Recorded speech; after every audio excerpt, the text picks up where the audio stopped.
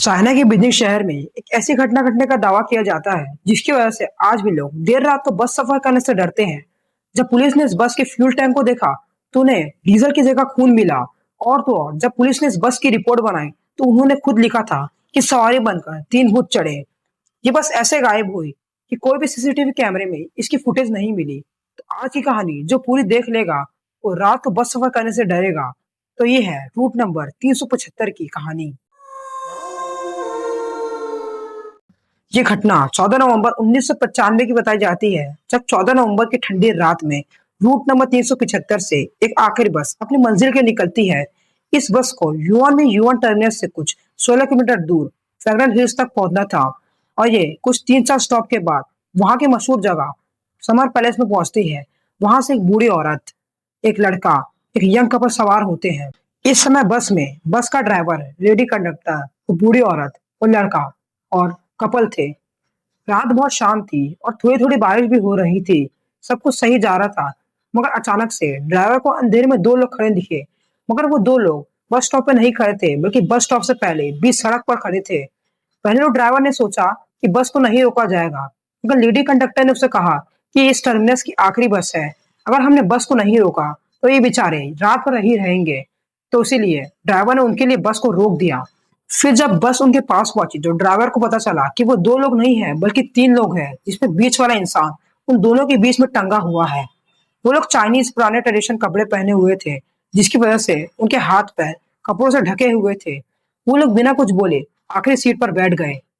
जब वो लोग बस में चढ़े थे तो उनसे अजीब सी बदबू आ रही थी, जैसे कि लाश की आती हो। और वो लोगों के आने के बाद बस में बाकी पैसेंजर को थोड़ी सी घबराहट भी होने लगी थी। फिर बस चल पड़ी।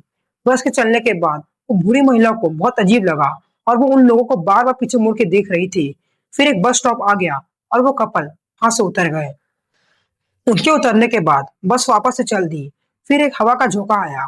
उसके बाद बूढ़ी औरत चिल्लाने लगी और कहने लगी कि इस जवान लड़के ने मेरा पर्स चुराया है, और उसे पुलिस की धमकी देने लगी। और ये सब के होने के बाद बस ड्राइवर ने बस रोक दी और वो दोनों वहां से उतर गए।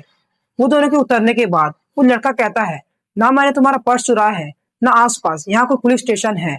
तो बूढ़ी औरत कहती है कि मैंने तुम्हें इस इल्जाम के लिए पैसे नहीं, बस से नहीं उतारा, बल्कि मैंने तुम्हारी जान बचाई है। वो 2 लोग तुम्हें याद है जो बस में चढ़े थे? वो लोग इंसान नहीं थे। जब तेज हवा का झोंका आया था तो मैंने देखा था कि उनके पैर नहीं थे। मैं तो बस तुम्हारा जान बचाना चाहती थी, इसलिए मैंने ऐसा नाटक करा है। दोनों पास के ही पुलिस स्टेशन तक पैदल पहुंचते हैं और अपनी सारी घटना बताते हैं, लेकिन पुलिस उनको पागल समझते हैं। लेकिन अगले दिन जो अखबार में आता है, जिससे पुलिस के होश उड़ जाते हैं। जिस कंपनी की इस रूट पे बस चलती थी, उसकी तरफ से एक रिपोर्ट आई थी कि कंडक्टर और ड्राइवर गायब है।